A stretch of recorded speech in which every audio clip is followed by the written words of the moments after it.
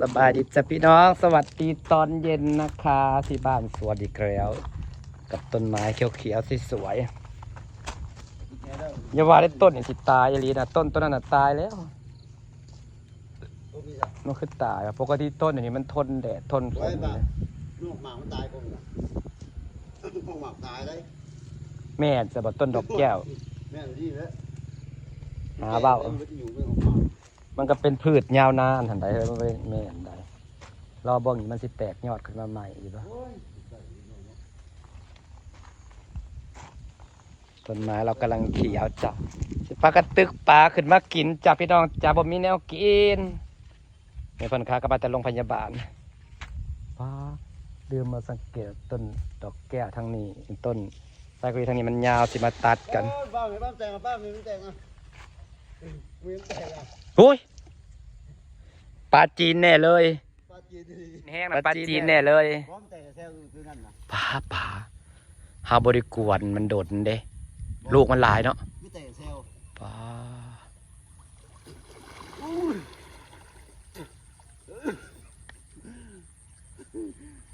แยงกับขาดไปได้แหละเส้นลื่นแล้วปีหนาใส่ไหมมันเปื่อยไปแล้วแยงก็ได้2 ปีเนาะอยู่ได้2 ปีมาดูปลาน้ำกัดจับพี่น้องจ้าเมื่อกี้นี่ลูกมันแตกโคบโลดห้าวบ่ได้ไอ้กวนมันดนเด้มันแห้งร้ายเป็นหนาและป่านะและอีกอย่างกับห้ามีน้ำหมุนเวียนเด้ไม่น้ำหมุนเวียนตลอดไปเห็นปลาไข่ได้พวกน้ำใหม่หมุนเวียนเนี่ยมันเห็นปลาไข่ห้ามีน้ำโซลาร์เซลล์หมุนเวียนตลอดเด้จะว่าได้แต่ปลาจีนตัวเดียวนะปลาจีนได้ดีแห้งๆกันเนาะโอ้ยว้าวบาทแรกทั้งปลาตะเพียนทั้งปลาจีนปลาตัวบักใหญ่2 ตัวบาทแรกแหกมันหนาวเลยปะพ่อบอกใจตัวจะนะเอาจาก3-4 ตัวเลยปล่อยลงในว่ายามกินแต่จะตักขึ้นมากินยามกินมันจังแบบนี้ปล่อยลงไว้เลย3 ตัวตึกลงอีกก็ได้อันนี้ปลาตะเพียนแต่ว่าปลาตะเพียนปล่อยได้จะไปปิ้งบ่เพื่อแม่ของ2 ตัวอ๋อกระลำบ่เอาเลยกระลำหากมาแต่โรงพยาบาลพี่น้องเหยียบน้ำเอาไปผ่าเบิดตะเคย30,000เบิดขาโรงพยาบาล30,000 กว่าบาทไปผ่าอยู่อินเตอร์อยู่2 มื้อว้าลูกปลาแตกขาบเลยนั่นนี่ยามเจ็บเป็นเนาะอุ่นตรงน้ำนะมันหนาวน้ำข้างล่างมันอุ่นเบิด30,000เท่าไหร่ก็30,000 กว่าบาทนอน2 คืนเหยียบน้ำแล้วเขาเป็นประวาแล้วมันเปื่อยเนาะมันไข่มันบวมบรรยากาศหนาวๆมาตึกปลาไปกินจ้าข่อยไปย่ามเพิ่นให้เพิ่นมาตึกจากได้ตึกเองก็ได้น้ำมันร้ายแล้วนี่ปลาไม่ได้เอาง่ายคือแต่ก่อนหากเขาบอกกวนมันโดนตึกบัดแรกก็ถึกแล้วไม่ได้กวน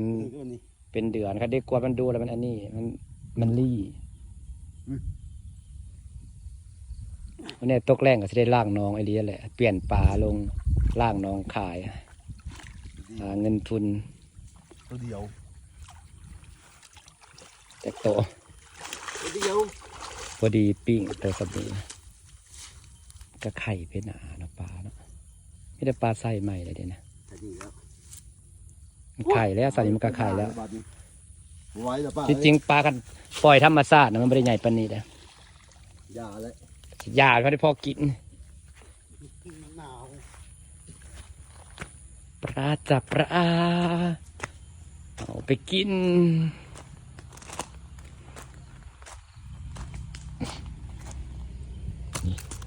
อันนี้ค่อยจะไว้ทอดลาดพริกแล้วก็ได้3 ตัวก็ตึกแต่ลายก็ปล่อยลงหลายส่วนนี้ปลาเป็นปลาบักบาน ปล่อยเอาความสวยงามนี่เนาะมันลอยงามๆพอได้แยงงามๆในปากบานลอย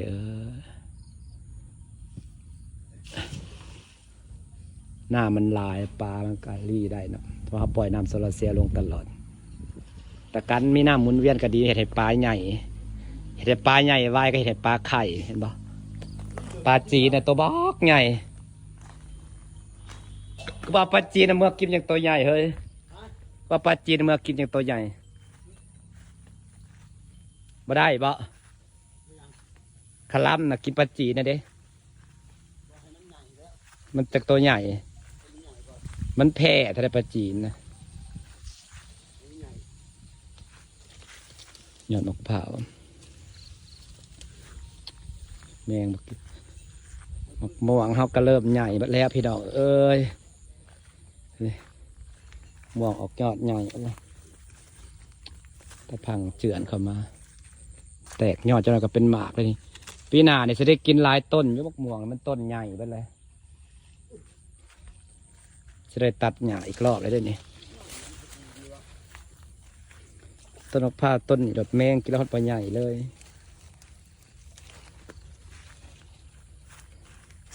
บางมือก็มานั่งชมวิวอยู่นี่ต้นมะม่วงกำลังขึ้นพี่น้อง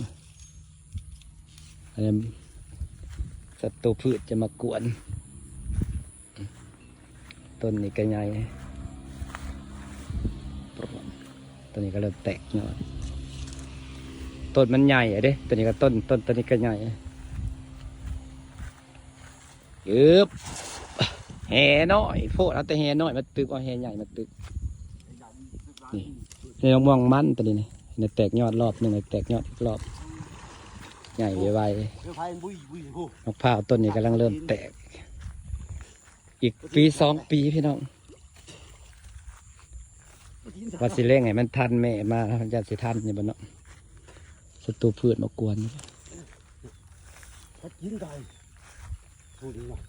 ปลาจีนมันลายมันแพร่อยู่เอาไปกินแล้วจากโตบ่โตแล้วเอาสิขับสิกินปลานินหมักปลานินพอปลาจีนมาก้างหลายครับบ่ตัวนี้ใหญ่กว่าหมูบอกตัวแห่ยังบ่ได้เป็นหมากอยู่ต้นมะพร้าวเลี้ยงกันเลยสายต้นนี้อยู่ใกล้น้ำจ้าส่วนในฝนตกริมเสมออยู่พี่น้องดินแห้งในปลาจีนเนี่ยนอนเนี่ยบ่ปลานินพี่เราเจอบอกปลาจีนข่อยฮักกระป๋อยมันใหญ่สุดจากโลว่ะขนาดนี้เนาะพอดีเลยเดือน4 เดือน5จะเอาขึ้นมากินนะครับเอาไหมเอามากินนะเอาไว้มันใหญ่บ่ป้ามันคือใหญ่แท้ว่ะไส้ใหญ่สุดมันจากโลว่ะปลาจีนนี่ว่ะหอดราคา6 โลเว้ยคือกันแล้วบ่เคยเห็นบ่เคยหัวมันสิใหญ่ไว้ปันนี่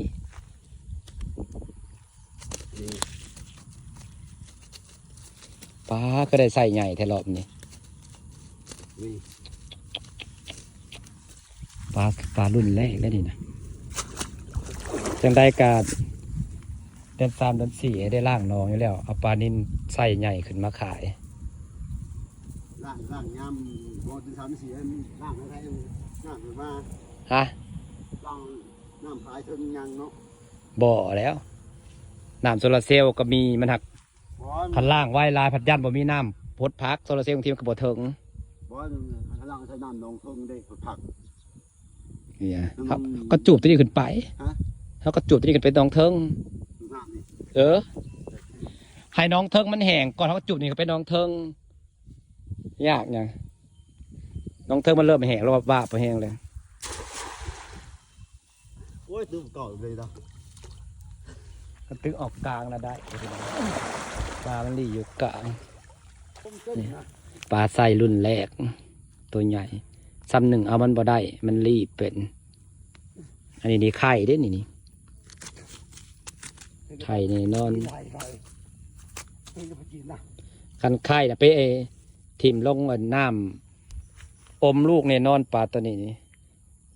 ไปถิ่มลงน้ำใหม่มันคายลูกมัน คือแกไปกินนะพาต้อง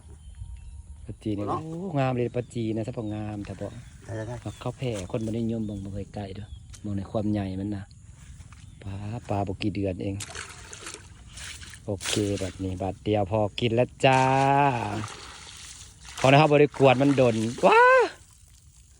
หลายวะ ถ้าบริกวนมันละปลาแล้วมันบ่ดื้อ หลายวะปลาเนาะ ปลาอันบ่ลี่และเดือนหนึ่งกวนมันเถื่อเดียวพอขึ้นมากินเท่านี้พอแล้วเอาไว้ถ่าล่างน้องขาย พอได้ทุนเห็นอย่างสักอย่างพอได้บ่อยากเมาน้องข่อยบ่เนาะตอนแรกว่าน้อง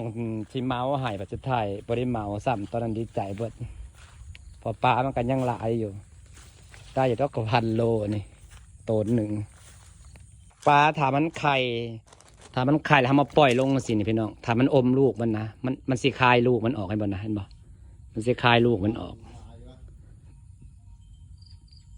อันนี้นางสิขังไว้เพราะว่ายามนางกินมันก็ออกไปกินแต่ละ2 โตจังบ่ยากบ่ได้ซื้อของกินพร้อมกินปลาเอาฮะ ปลาสีหลายปลาสีคือพูดสีหลายปลานะ บ่เฮาบ่ได้กวนมันดนหลายๆเดือน2 เดือนเลยตั้งแต่ล่าสุดตินตัวมาตึกพุ่นโลเต็งก็บ่ได้ตึกขึ้นมากินเลยเพราะบ่อยากกวนมันถ่าเนี่ยเพราะคันให้ผู้อื่นตึกมันก็ตึกบ่ได้เพราะกวนให้ปลาตื่นให้น้ำขุ่นซื่อๆยามโตมาจังกินยังตึกขึ้นมาไว้จังซี่ตัวเขาตึกบ่เป็นมันก็กวนให้มันตื่นซื่อๆจนมันตื่นแล้วมันก็เฮ็ดน้ำขุ่นบ่อยากให้น้ำขุ่นนานๆยังกวนมัน หลายปลาหุ่นเพราะว่าหลายวะ ปลาน่ะมันยังหลายมันหักลี่เฮ้ยเฮาอันนี้ปลาเท้าบกกวนมันโดนมันกับบดตื่นมันก็อย่างนี้แหละไอ้ตึก3-4 บาทเนี่ยถือว่าบริกวนมันได้นี่ถ้าตึกหลายโพดมันตื่น 2 3 4 บาท 4-5 บาท 5 บาท จ้ะ ตายนะ แต่ก็บ่อยากกวนบ่ได้แต่อยากแพงไว้แบบล่างน้องบัดเดียวคันลูกมันลายเขาก็จูบบ่แห้งเขาก็จูบพอตาตัวคัดตัวใหญ่มันออกก็พอเขาปล่อยลูกไปต่อคันแพงไว้เรื่อยๆเนี่ยก็หลายนี่ ปลาที่มัน ในใจอยากแพงไว้ถามือแม่มา ใหญ่เลย คือแค่ละสอน มันใหญ่ ปีหน้านี่แหละ มันฉี่ก็จะหา จักว่าจะมาเป็นไรนี่อมลูกได้นี่เสื้อบ่ทองป่องๆนี่แม่นบ่อมลูกได้นี่นี่เป็นปลารุ่นนี่มันสิบ่ใหญ่โตสิบ่ยาวโตสิป้อมแบบนี้เอาบ่ได้เกลือหัวอาหารกับมันเป็นปลาลูกมันรุ่นลูกมันซ้ำนี่มันก็ไข่แล้ว พ่อปลาพ่อ พอแล้ว ปลาก็จะดูพี่ปลานะบอก พอแล้ว บอก มันเต้นออกตัวใหญ่ตัวใหญ่2 ตัวมาเลย มาดิเขาปล่อยเจ้าดิ อ๋อถอดลาดพริกพอดีเอาไปกินเจ้กับข้าวแมลงปลาลาดพริก กันปะ 1 2 3 4 5 โต 6 ตัว5 ตัวมันมีตัวเก่าที่รออยู่แล้ว5 ตัวพอดีคันบอลาดพริกกับมืออื่นเตะสิจ้ำกินนะอยากกินจ้ำแต่โดดเลยพอดีแล้วเอาไปปิ้งให้คนมาแต่โรงพยาบาลคนขลำ ไปห้องหมอเหยียบน้ำไปห้องหมอเป็นหมื่นพี่น้องเอ้ยนี่เดี๋ยวเป็นเบาหวานเนาะมันเปื่อยจะได้ฝากบรรยากาศไว้ซ้ำนี่แล้วจ้าพี่น้องจ้าข่อยก็ได้ปลาเต็มเนี่ยไปกิน เดือนมันกวนมันเดือนละเถื่อกับพ่อเอาขึ้นมาไว้อย่างสิเอาไปทอดแต่ละ2 โตจะมาทอดกับอื่นกับสิจ้ำกินนะคะ อันนี้บืน งามปลาหมักบาทนะมันลอยงาม กินเผือโตอ่อยนางแม่งาม ชุลโตติ ตัวพ่อ โอเค พับบืน ฝากบรรยากาศไว้สัปดีนะครับพี่น้องลมหนาวออกอีกแล้วเมื่อวานนี่ฮ้อนได้เมื่อนี่หนาวสีหนาวเมื่อก่อนก็ฮ้อนเหมือนเมื่อนี่ฝนตกลิ้นเบิดมือพี่น้องพาเขาสวัสดไปไอ้ขุดมันกับฝนตกลิ้นอย่างเงี้ยว่าจะแข่งไปแล้วนะแข่งนะพอสบายง่ายภูมิต้านทานหน่อย มึงบ่อนเลย ตัวใหญ่หักมันโดดเนาะปลาจีนนั่นเนาะ แกกับพี่ตุ๊ก เห็นบ่งามบ่พี่น้องงามเด้อปลาบักบาน ปลาบางบานนี่ใหญ่สุดของมันหา6 โลก็มีเลยพี่น้อง บ้าที่ใหญ่สุด11 12 โลโห บ่ เออ เต็งเคยเห็นแต่หา6 โล ว่า11 โลมันเขาได้ปี11 โลบาท 11 โลมันบ่ใหญ่ปะโทบ่ บุกใหญ่ เนื้อหนังท้องแต่สิหนา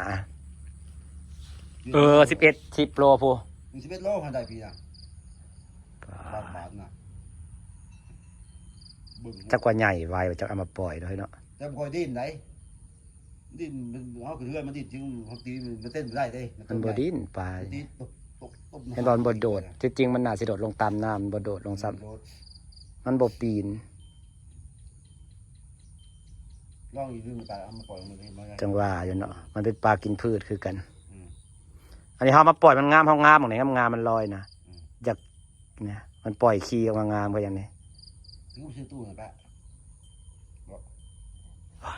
สั่นนี่ก็พอเลยปล่อยไปแยง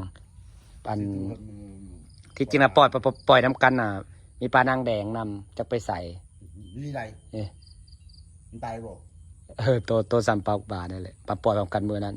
ใบมือหนึ่งบ่เห็นกับปลาตองตัวซ้ำนี่ปลาตองมันก็ลอยงามแสดงว่าโดดลงเนาะ เจ้าไปรอเบิ่งตาแดงมันโดดนะปลาแดงนะเจ้าไปรอเบิ่งตอนหิมมันเนาะ ฝากเอาไว้กะไว้ซ้ำนี่นะจ๊ะพี่น้องจ้าสวัสดีจ้า